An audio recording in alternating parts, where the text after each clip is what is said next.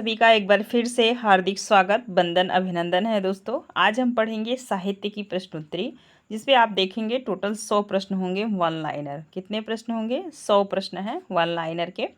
आइए चलते हैं, प्रश्नों को देखेंगे। और सारे प्रश्न पूरे साहित्य से हैं। कहाँ से हैं? साहित्य से। ठीक है, तो ध्यान दीजिए। और साहित्य से यह है टोटल प्रश्न। पहला प्रश्न आपकी स्क्रीन पे है। फॉन्ट थोड़ा सा छोटा है तो ध्यान दीजिएगा। हिंदी साहित्य के आरंभिक युग को आदिकाल नाम किसने अभिहित किया? तो ये हजारी प्रसाद द्विवेदी जी। नेक्स्ट प्रश्न है, हिंदी का प्रथम कवि किसे कहा जाता है? तो सरहपाद को। बिचलदेव रासो के रचयिता का नाम क्या है? नरपति नाल। पयुम चरिव किसकी रचना है? स्वयंभू की।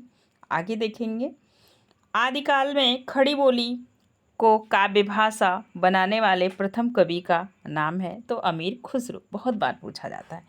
किस कवि को मैथिल कोकिल कहा जाता है? विद्यापति को मैथिल कोकिल कहा जाता है।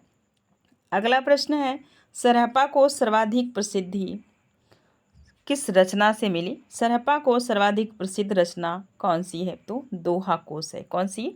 दोहा कोश। अगला प्रश्न देखेंगे, आपके स्क्रीन पे है, ध्यान दीजिएगा।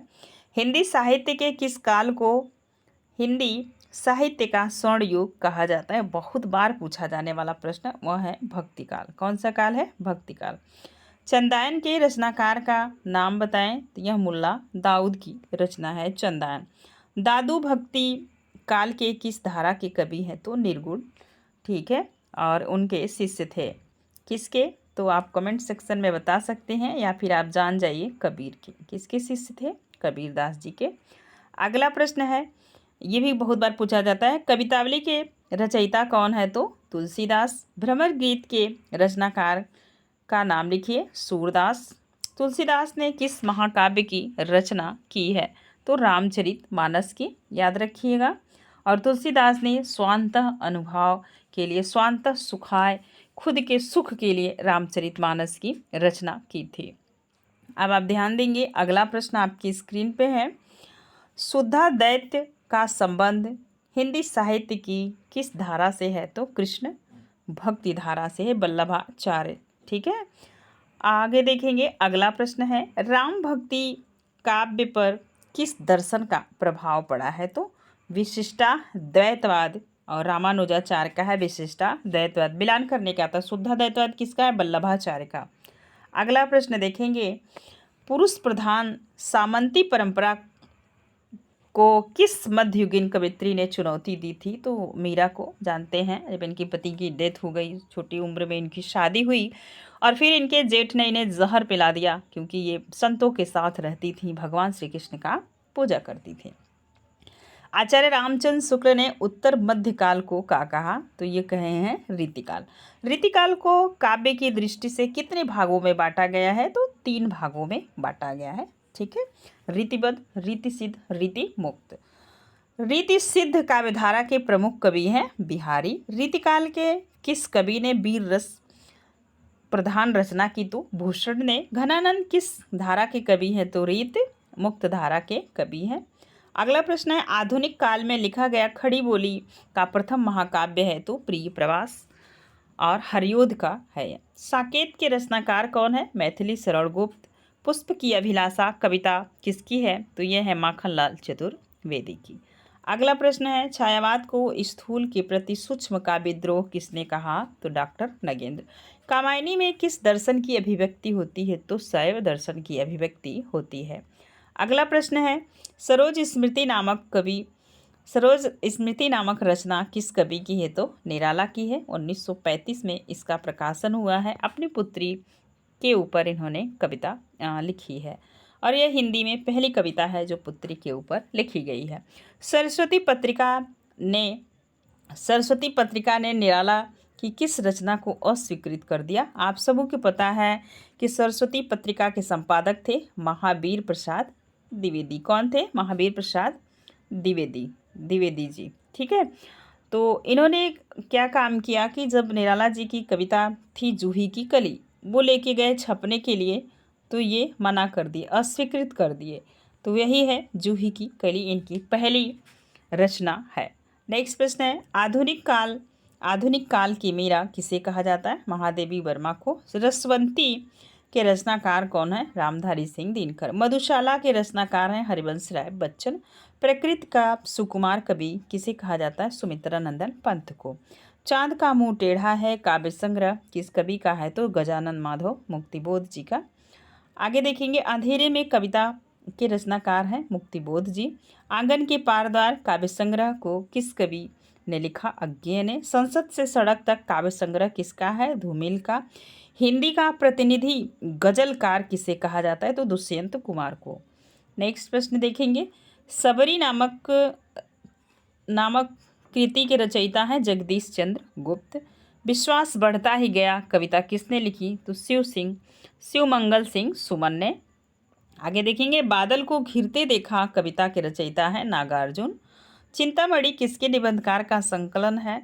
तो जानते हैं आचार्य रामचंद्र शुक्ला। टोटल 4 है। कितने हैं? चिंतामणि भाग 4, चिंतामणि भाग 1, भाग 2, भाग 3, भाग 4। तो भाग 1 और 2 का ये जब थे जिंदा तभी शुक्ल जी के सामने ही निकल गया था, बाकी 2 भाग बाद में निकले, है ना, पूछा जाता है। अगला प्रश्न देखेंगे, आंगन का पक्षी और बंजारा मन निबंध देखेंगे ध्यान से। आंगन का पक्षी और बंजारा मन निबंध संग्रह के लेखक का नाम है विद्यानिवास मिश्र। उसने कहा था कहानी के लेखक कौन है? चंद्रधर शर्मा गुलेरी। और ये 3 ही कहानियाँ लिख के उसने कहा था बुद्धू का कांटा, एक आप बताएंगे कौन सी है? ठीक है, लिख के हिंदी जगत में अपना स्थान सुनिश्चित कर लिए। ठीक, देखिए, मानसरोवर किसकी कहानी संग्रह है? प्रेमचंद की। टोटल 27 कहानियां हैं मानसरोवर भाग 1 में, याद रखेंगे। अगला प्रश्न है, स्मृति की रेखाएं नामक संग्रह किसने लिखा? महादेवी वर्मा। अंधेर नगरी नाटक के लेखक हैं भारतेंदु हरिश्चंद्र। एक और द्रोणाचार्य नाटक के लेखक हैं शंकर शेष। जल टूटता हुआ उपन्यास के लेखक हैं रामदरस मिश्र। बेतवा बहती उपन्यास की लेखिका है मैत्री पुष्पा। अगला है, दूसरी परंपरा की खोज के रचनाकार कौन है? नामवर सिंह। परमाल रासों के कवि का क्या नाम है? तो जगनिक। ये ऑप्शनल प्रश्न है, इनको आप ध्यान दीजिएगा। हिंदी साहित्य के आदिकाल को सिद्ध सामंत किसने कहा? तो ये कहे हैं राहुल संकीर्तन। आचार्य रामचंद्र शुक्ल ने हिंदी का प्रथम महाकाव्य किसे माना? तो पृथ्वीराज रासो को। अगला प्रश्न है, हिंदी साहित्य का दूसरा इतिहास के लेखक हैं डॉक्टर बच्चन सिंह। अगला प्रश्न है आपके स्क्रीन पर, बीजक के रचयिता का नाम है कबीर दास। अगला प्रश्न है, निम्नलिखित में से कौन सी रचना जायसी की नहीं है? तो चंदायन इनकी नहीं है, पद्मावत है, अखरावट है, आखिरी कलाम है। अगला प्रश्न देखेंगे, भारत में भक्ति का स्रोत कहाँ से प्रस्फुटित हुआ? उत्तर भारत से आया। तो ये दक्षिण भारत से लाए रामानंद। किसने लाया था? तो रामानंद ने। संतन को कहाँ सीकरी आवत जात पनहिया टूट गई बिसर गयो हरिनाम। तो ये किसने कहा था? कुंभन दास ने। इनको अकबर ने अपने राज दरबार में बुलाया था, तो यह उक्ति इन्होंने कहा था। नानक किस काव्यधारा के कवि हैं? तो संत काव्यधारा के कवि हैं। मानुष प्रेम भयो वैकुंठी, यह किसका है? तो नागमती वियोग वर्णन से है। जायसी द्वारा नागमती वियोग खंड लिखा गया है। भ्रमर गीत के रचयिता हैं सूरदास। अगला प्रश्न है, सैयद इब्राहिम ने कृष्ण भक्ति के प्रभाववश अपना नाम रख लिया था, तो रख लिए थे रसखान। पुष्टि मार्ग का जहाज किस कवि को कहा जाता है? तो ये कहा जाता है सूरदास को। अगला प्रश्न है, अकबर के दरबार के किस सदस्य ने दोहावली की रचना की? तो दोहावली, कवितावली, गीतावली, वली किसकी रचनाएं हैं? सब तुलसीदास की। याद रखेंगे, यह प्रश्न इम्पॉर्टेंट है। अकबर के दरबार में किस सदस्य ने दोहावली की रचना की? तो रहीम ने। विश्वनाथ प्रसाद मिश्र रीतिकाल को क्या नाम दिए थे? तो अलंकृत काल इन्होंने नाम दिया था, लेकिन कहने का सुझाव दिया था। यही प्रश्न TGT 2021 में पूछा गया था, तो सुझाव पूछा गया था और सब बच्चे लगा दिए थे विश्वनाथ प्रसाद मिश्र। जबकि आचार्य रामचंद्र शुक्ल ने कहा है रीतिकाल को आप अलंकृत काल कहना चाहें तो कह सकते हैं, है ना, ध्यान दीजिए। रीति मुक्त काव्यधारा के प्रमुख कवि इनमें से हैं तो घनानंद, बोधा ठाकुर, आलम, द्विजदेव, ये सारे कहाँ के हैं? तो रीति मुक्त काव्यधारा के कवि हैं। रामचंद्रिका के रचयिता का नाम केशवदास है। कहा जाता है कि रामचरितमानस के परिप्रेक्ष्य में इन्होंने रामचंद्रिका एक रात में लिखा था। कितनी रात में? एक रात में। अगला देखेंगे, पद्माकर रीतिकाल के किस काव्यधारा के कवि हैं? ये हैं रीतिबद्ध काव्यधारा के कवि हैं। अगला प्रश्न है आपकी स्क्रीन पे, निम्नलिखित में से कौन सी रचना मैथिली शरण गुप्त की है? तो साकेत मैथिली शरण गुप्त की है। लहर किसकी है? जयशंकर प्रसाद की। उर्वशी आप कमेंट के माध्यम से बताएंगे। हरियोध की रचना है प्रिय प्रवास। अगला प्रश्न है, कौन सा कवि भारती आत्मा के नाम से प्रसिद्ध है? तो माखनलाल चतुर्वेदी। अगला प्रश्न है, इनमें से कौन कवि छायावादी है?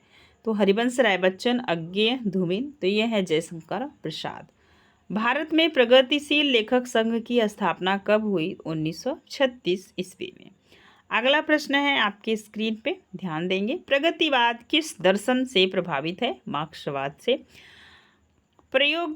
प्रयोगवादी काव्यधारा के प्रारंभ किस पुस्तक के प्रकाशन से माना जाता है? तो तारसप्तक। इसका प्रकाशन हुआ है 1943 ईस्वी। अगला प्रश्न है, अज्ञेय के उपन्यास का शीर्षक है शेखर एक जीवनी। दिव्या, मृगनयनी, चित्रलेखा, इनको भी आप याद रखेंगे। अंधा युग किसकी कृति है? तो अंधा युग धर्मवीर भारती की है। अंधा युग का प्रकाशन 1955 ईस्वी में हुआ है, याद रखेंगे।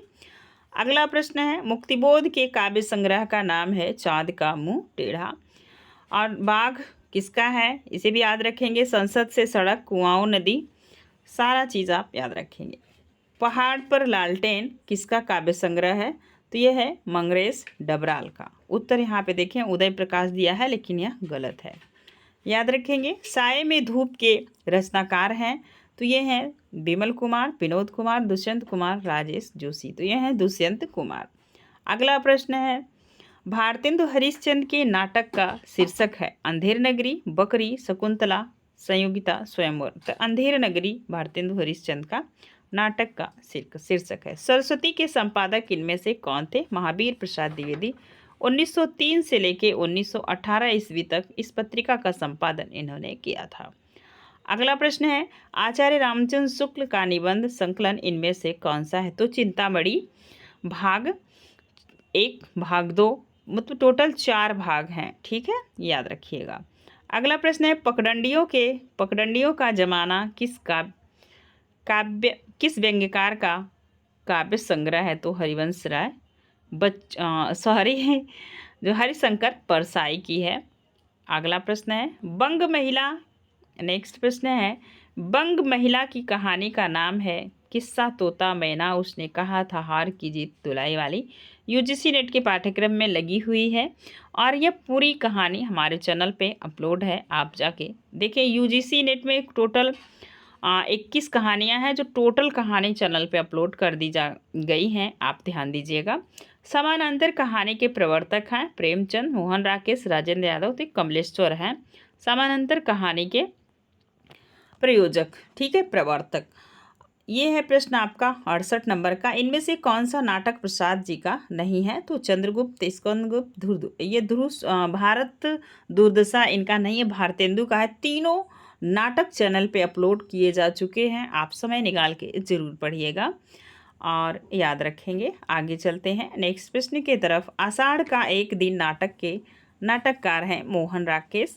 वर्तमान में यह नाटक चरितार्थ है और बहुत प्रश्न यहाँ से बन रहे हैं और ध्यान दीजिएगा। 8वां सर्ग किसका नाटक के रचयिता हैं? तो ये हैं सुरेंद्र वर्मा। बकरी नाटक के नाटककार कौन हैं? तो ये हैं सर्वेश्वर दयाल सक्सेना। गांधी जी के जीवन पर और आज़ादी के बाद का लिखा हुआ बहुत प्रसिद्ध नाटक है। हिंदी का पहला उपन्यास किसे कहा जाता है? परीक्षा गुरु। इसका प्रकाशन हुआ है 1882 ईस्वी। क्या हुआ है? तो 1882, नोट करके रखिएगा, पूछा जाता है। अगला प्रश्न है, इनमें से कौन सा उपन्यास प्रेमचंद का नहीं है? तो तितली इनका नहीं है, जयशंकर प्रसाद का है। किसका है? जयशंकर का है, जयशंकर प्रसाद का, ठीक है।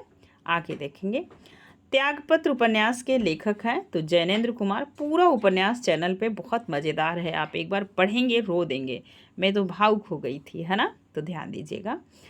सूरदास के जीवन पर आधारित उपन्यास है खंजन नयन। मानस का हंस जो है यह तुलसी के जीवन पे है। किसके जीवन पे है? तुलसी के जीवन पर। ठीक है, तुलसीदास के जीवन पे है। अगला प्रश्न है आपके स्क्रीन पे, इनमें से कौन सा उपन्यास अज्ञेय का नहीं है? तो दादा कामरेड इनका नहीं है। अगला प्रश्न है, रुकोगी नहीं राधिका की लेखिका कौन है? उषा प्रियंवदा। अगला प्रश्न है, बार बार पूछा जाता है, चाक उपन्यास, चाक के रचनाकार है? तो मैत्रेयी पुष्पा। फंड थोड़ा छोटा छोटा है तो आप लोग ध्यान से पढ़िएगा। निराला की साहित्य साधना के लेखक हैं रामविलास शर्मा। अब देखेंगे अगला प्रश्न है, बिल्लेसुर बकरिया किसका संस्मरण है? तो निराला का है। हिंदी का पहला आत्मकथा के लेखक हैं तो बनारसी दास जैन। टोटल 55 वर्ष की इन्होंने अपनी जीवन गाथा लिखी जिसका नाम इन्होंने दिया अर्ध कथानक। और ये पूरा सोचे थे कि मैं 110 साल जीऊँगा तो 55 साल का लिख रहा हूँ अर्ध कथानक। संयोग ऐसा हुआ कि यह अर्ध कथानक पूरी कथानक बन गई। 2 साल बाद इनकी मृत्यु हो गई। ठीक है, अगला प्रश्न देखिए, घुमक्कड़ शास्त्र के नाम से जाने जाते हैं अज्ञेय, राहुल संकीर्त्यायन, यशपाल। तो याद रखेंगे घुमक्कड़ शास्त्र के नाम से राहुल संकीर्त्यायन जाने जाते हैं। हालांकि अज्ञेय भी घुमक्कड़ शास्त्र है तो आप दोनों लगा सकते हैं। अगर ऑप्शन में राहुल संकीर्त्यायन है तो यही होंगे, अगर ये नहीं है तो अज्ञेय पे आप जा सकते हैं। आज के लिए रहे ये वन लाइनर 100 प्रश्न कैसे लगे हमें कमेंट सेक्शन में कमेंट के माध्यम से आप ज़रूर बताइएगा। प्रश्नों का लेवल कैसा था? थोड़ा इजी है तो जल्दी जल्दी कर जाइएगा। धन्यवाद। वीडियो पसंद आएगा तो प्लीज़ लाइक शेयर कमेंट कीजिएगा। अगर आपके घर में MA BA के विद्यार्थी हैं तो उनके लिए भी यह वीडियोज़ बहुत ही हेल्पफुल है। आप JNU के इंट्रेंस का एग्ज़ाम कर रहे हैं तो भी यहाँ से प्रश्न बनते हैं। आज के लिए बस इतना ही, फिर मिलेंगे नेक्स्ट वीडियो में। Thank you so